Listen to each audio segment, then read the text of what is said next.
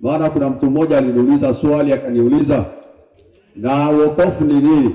Wokovu ni nini? Aliniuliza swali. Wokovu ni nini? Wokovu ni Yesu. Ukimpata Yesu, umepata wokovu katika maisha yako. Ukimpata Yesu, umepata wokovu katika maisha yako.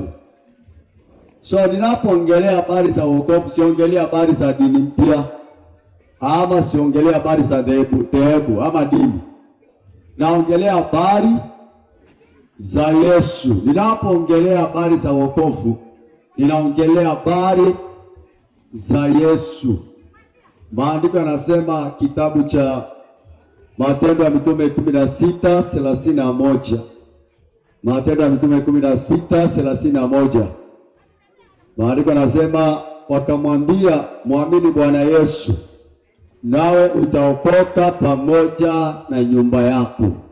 Muamini Bwana Yesu nawe utaokoka pamoja na nyumba yako. Muamini Bwana Yesu.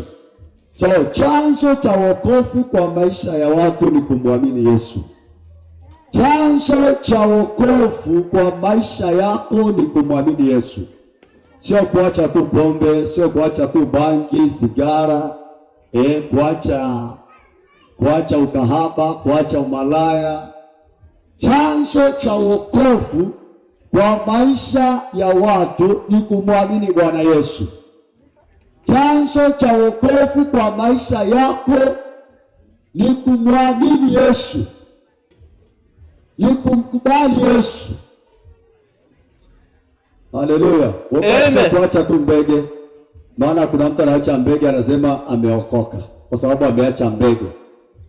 Mwingine anaacha masambu. Anaacha masambu anasema ameokoka maana ameacha masambu. Ama ameacha bia anasema ameokoka. Hiyo ni kuacha tu pombe, umeacha pombe lakini wokovu bado. Yaani umeamua kuacha yale mabaya usiyotaka kwa maisha yako. Lakini Yesu bado haunaye ndani yako. Umeacha tu mabaya. Umeacha mabaya, umeacha maovu. Unajua kuna tofauti ya kuacha maovu na kuna kuokoka. Kuna tofauti ya kuacha maovu na kuna kuokoka.